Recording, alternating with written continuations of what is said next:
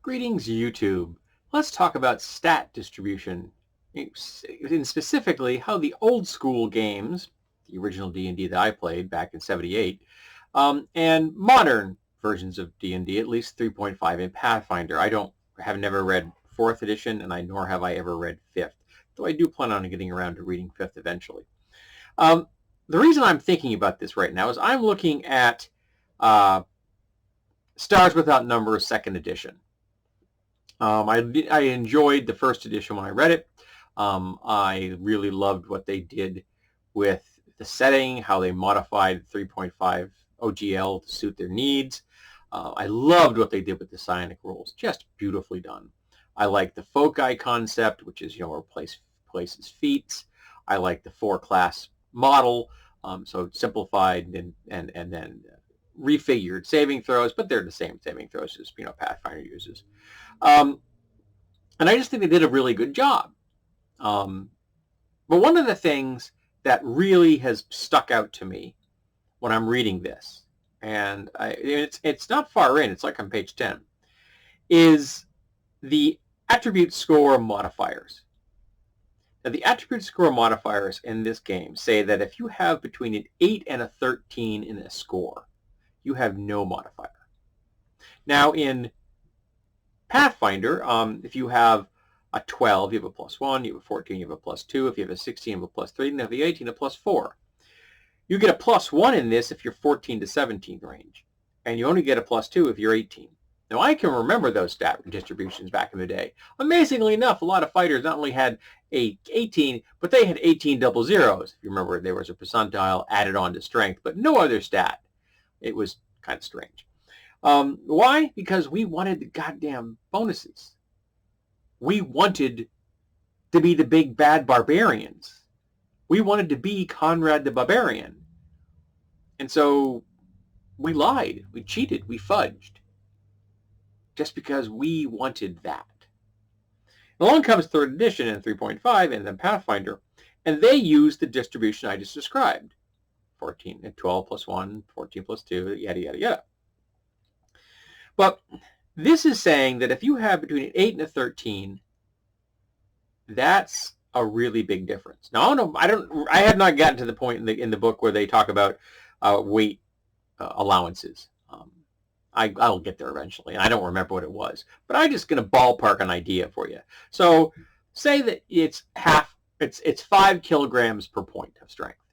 That would give a person with an 8 an ability to carry 40 kilos, and a person with a 13 to carry 65 kilos. That's a 25 kilo difference between 8 and 13. All right? And if you were to tell someone that is in the martial art field, particularly if they're doing combat styles used in actual combat or professional fighting, like MMA and kind of stuff, if you say that this guy can lift 40 kilos and this guy can lift 65, and then you tell them that both of them are going to do the same amount of damage in combat, they're going to exert the same amount of force in a punch, they're going to probably be confused about that. Now let's look at dexterity, for example. If one fencer's got a 16 dex and one fencer's got a 15, in the real world, that's the difference between gold and silver. Seriously, it is. Now let's look at intelligence. Now the median score the median score for a stat between 3 and 18 is 10.5. We're just going to round it down to 10 because it's convenient, because 10 correlates very well with a 100 IQ. That each point represents 10 points of IQ. Yes, I know that the IQ concept was designed to help assess those that had some sort of mental deficiencies, but it has come to be used to assess how smart someone is. So yes, I realize that we are often misusing the IQ score from what it was originally designed by some French researcher. I can't remember his name. So your average person who had a score of intelligence of 10 has 100 IQ. Perfect sense. And a person with an 8 has an 80 IQ. And a person with a 13 has 130 IQ.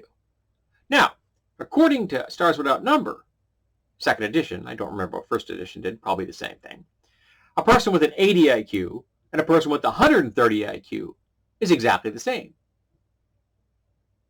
That's a 50 IQ point difference.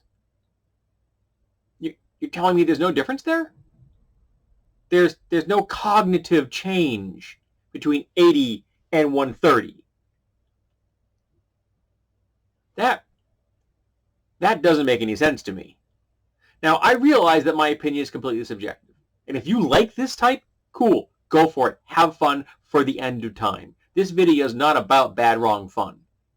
This is about me being confused about how someone can make the assessment that a range of 8 to 13 is the same.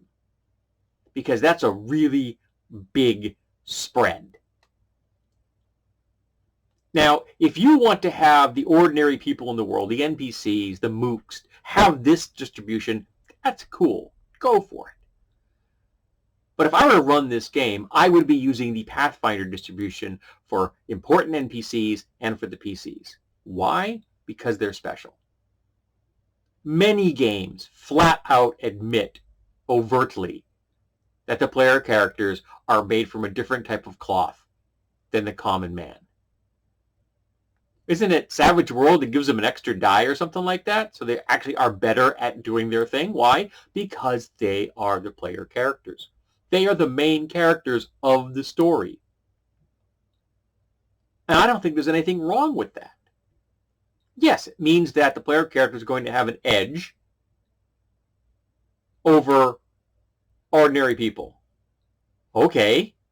It's also going to mean that having a score between 10 and 17 means something more than maybe getting a +1 if you get 14 to 17. Remember, go back to my strength suggestion? The difference between 10 and 13 is 30%. 30% more muscle mass. And yet you're saying that doesn't equate to more damage if they punch something or swing a sword. Yeah. This makes no sense to me. And again, if you like it, I don't question that. I'm happy for you. Go for it. It just sits wrong in my head. And that's what this video is about. So I want to hear if you agree, if you disagree, and what is your position. I find it pretty unlikely that you're going to change my mind. But you could have a wonderfully cogent argument. You could be the type of lawyer that can turn the Supreme Court around on a dime. And maybe you can convince me that this distribution makes some kind of sense. But to me, it just ends up with people lying and cheating to get better scores because they want the better scores. And I think that takes something out of the game. Just give them the goddamn bonuses. They've earned it. They're the player characters.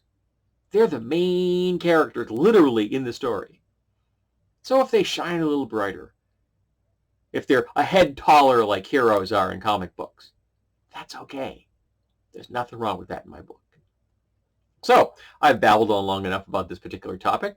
I hope I have not damaged your opinion of any of the old school games. That was not my idea, my position here. Not my what is the word I'm looking for? I can't think of the word, probably because I'm very tired. But that was not my goal. Here you go. That's the word I was looking for. It's not my goal. Again, there's nothing bad, wrong, fun in here. You enjoy your game the way you want to enjoy your game. I just read this in a game that is otherwise fairly scientifically sound in the sense that it seems to deal with things in a consistent manner. It's not hard science fiction. It's harder than probably Star Trek. Little less hard, probably a little harder than Star Trek, and actually a little harder than Star Wars and a little less than Star Trek. Yeah, some middle point. They do have psionics in the game. But it's very consistent across the board other than that. And this just sticks out to me. So let's talk about stat distribution in comparison from the old school to the what I consider more modern type of games. That is like Pathfinder First Edition. Haven't got around to reading Second Edition. I do plan on doing it. Don't worry, I'll get to it sooner or later. Maybe I'll read that one next after I finish Stars Without Number. Though I also wanted to be giving Thousand Suns another read. So many books. All right, so let's talk about stat distribution, what we like, what we don't like, and maybe you can convince me I'm wrong.